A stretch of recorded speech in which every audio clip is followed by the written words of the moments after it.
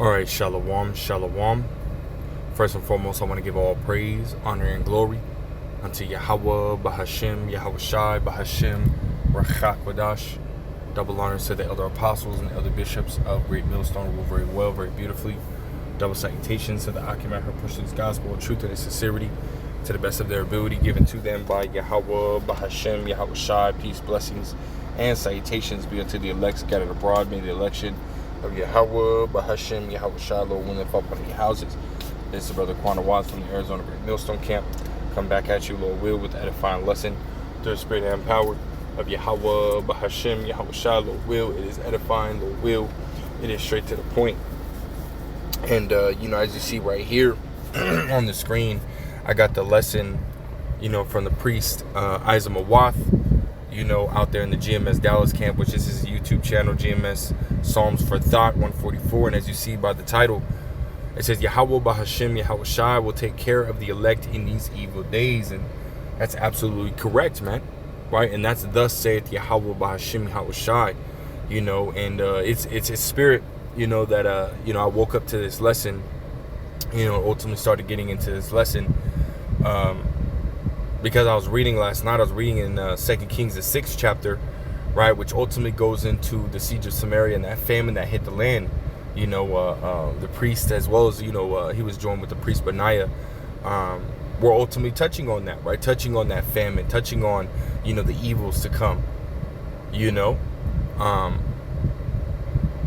again, as we get into the, the 2 Kings, the 6th chapter, we see that there was a famine, right? And as well as we get into the 7th chapter, right, you'll see that, that Yahweh Bashim al Shah will ultimately do a miracle, right, for those who truly believe, which is, again, a token, right, of the power of the Lord and the love and the mercy that Yahweh Bashim al Shah has for the elect, right, in these times, so go and subscribe to the, the priest Isaac Mawath, his YouTube channel, man, and be edified. But without further ado, I'm going to jump right into it. This is 2 Kings, the 6th chapter. And we're not going to read all this, right? It says, verse 24, it says, and it came to pass after this, that Ben-Hadad, king of Assyria, gathered all his host and went up and besieged Samaria. And there was a great famine in Samaria, and behold, they besieged it until an ass's head was sold for 80 pieces of silver, and the fourth part of a cab of dove's dung for 5 pieces of silver, which this is, again, right, a indicator of hyperinflation, right, taking hold in the land, right, that there's a shortage, right, because when you go into that word famine, it goes into a shortage of, right, a shortage of food and water in the land, right, and usually when something, is in short supply, the value of it goes up, right? Because that means it's in high demand, and this is why you see, right, it says what, that a ass's head was sold for 80 pieces of silver, which 80 is 80 pieces of silver, right? Which when you look at an ounce of silver today, a piece of silver today, right, it goes for about 32 to 34 bucks, now times that by 8, that's a lot of money. 240, if not more, right?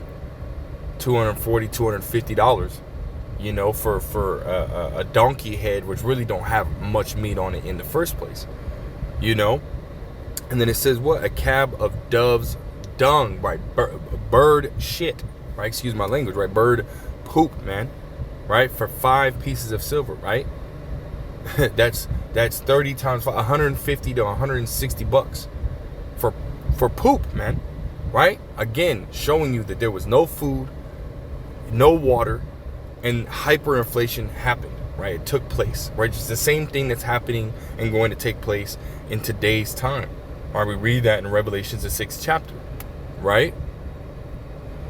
Talking about, again, a measure of penny, or it's like a measure of wheat for a penny, right? Which goes into a day's wage, right? A Roman centurion, a Roman soldier's day's wage, right? Which is a lot of money, man.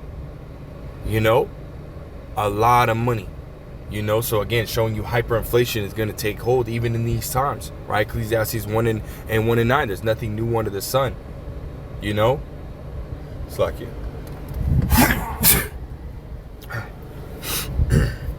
It's like it, man, but again, right, we see it, and everything that's happening overseas, everything that's happening, here in America, right, is ultimately going to lead to this, ultimately taking place, and whoever is not on the right hand, the good side of Yahweh B'Shem El Shai, is ultimately going to suffer in these times, right? But those who do the will of Yahweh B'Shem El Shai, and miracles are going to be done for them, because as we read right here in Job, the 5th chapter, beginning at the 19th verse, it says, he shall deliver thee, right? It says, he shall deliver thee in 6 troubles, yea, in 7 there shall no evil touch thee, right? Which that final trouble is going into what? Those nuclear missiles, right? That 6th trouble is really dealing with, Jacob's trouble, the hour of temptation, right? Which is going to encompass, right, the famine. It's going to encompass Esau coming in like a flood. It's going to encompass, being excommunicated from society because you're not willing to take the Kuragma, right, which is the RFID micro CHIP. It's going to encompass all those things. Scriptures talk about it being a time like no other, and the Lord is speaking to the elect, right? Because the scriptures say in Wisdom of Solomon 3:9, he hath care for his elect, right? So he's speaking to the elect saying that you're going to be good, right? And we have to believe that, the priest Benaiah, right, in the video, right, brought out 2nd Esdras the 16th chapter, in the very beginning of the lesson, brought out 2nd Esdras the 16th chapter, in the 74th verse, right, that the Lord is as a guide of them that keep his commandments, man. He's a protector, right? A watcher over those who keep his commandments to the best of their ability, man.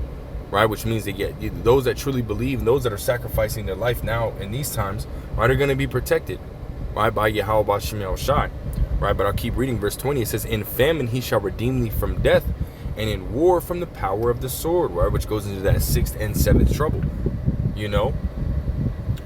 It says, thou shalt be hid from the scourge of the tongue, neither shalt thou be afraid of destruction when it cometh.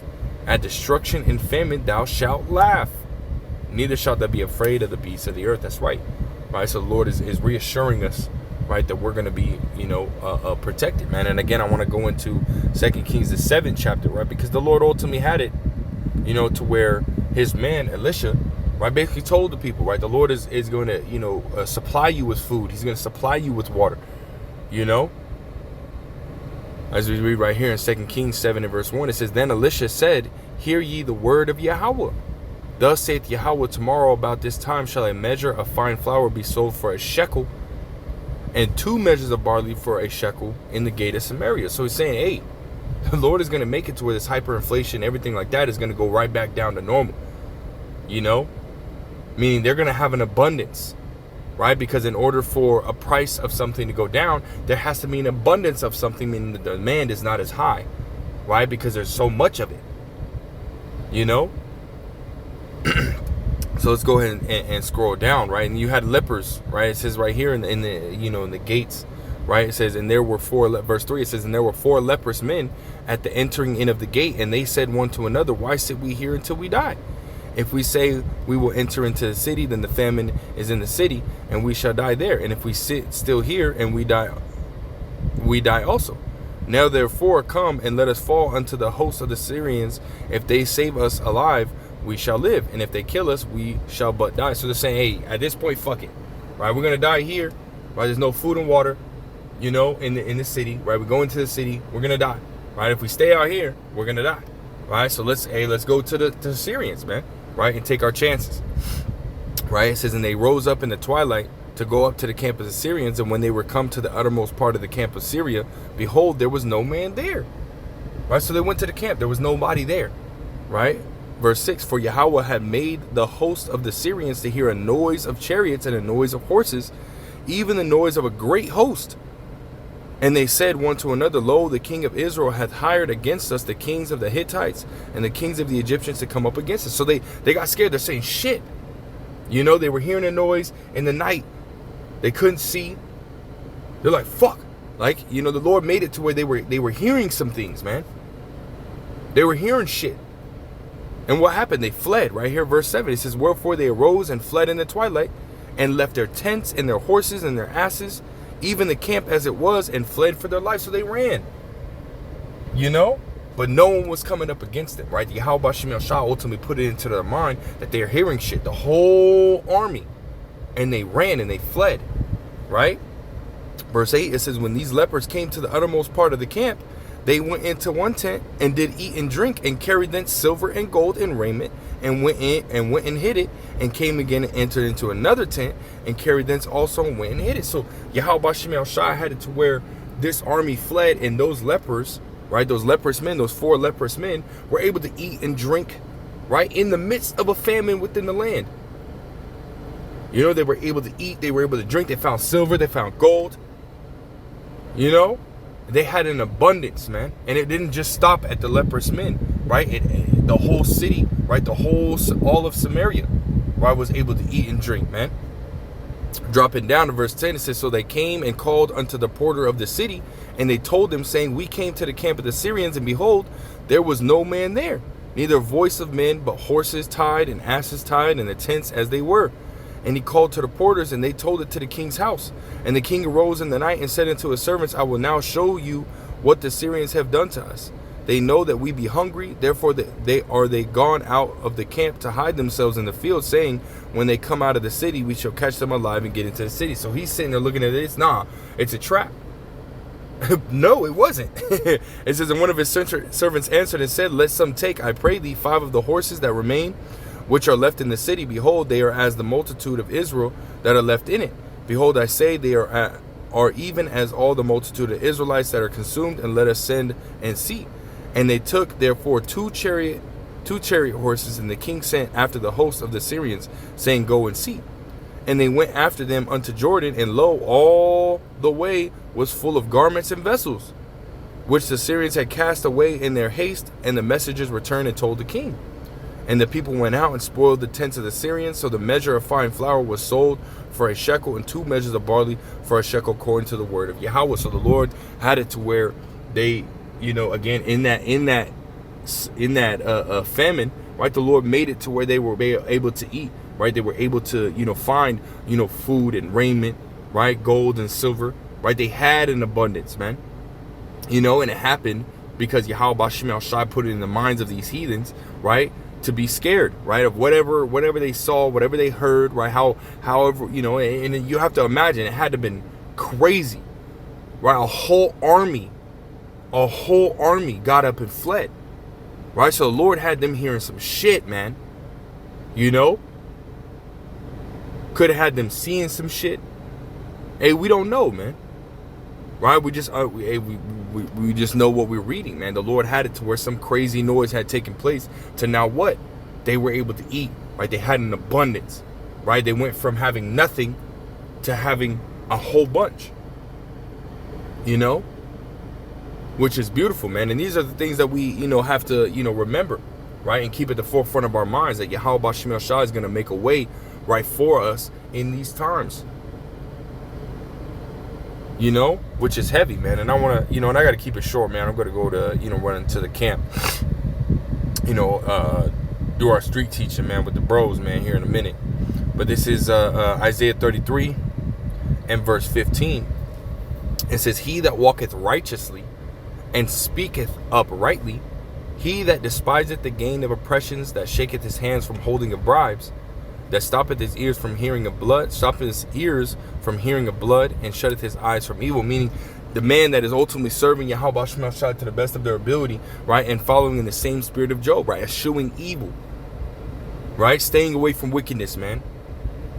The Lord said, what is he going to do for that man? Verse 16, he shall dwell on high, his place of defense shall be the munitions of rocks, bread shall be given him, his waters shall be sure. So the Lord's going to make sure, right, that we're covered in these times, right, that we're covered when that famine ultimately hits. The Lord's going to take care of us, man. Psalms the 91st chapter, he said, what? No plague shall come nigh thy dwelling. Meaning we're going to be straight, man. You know, Lord, will we be of that number, right? Verse 17, it says, thy eye shall see the king in his beauty, and they shall behold the land that is a very far off, meaning the kingdom, man. You know, so just remember that, man. Yahweh Bashim Shai is gonna take care of us, man. You know, that's all I got, man. Till next time, stay shalom.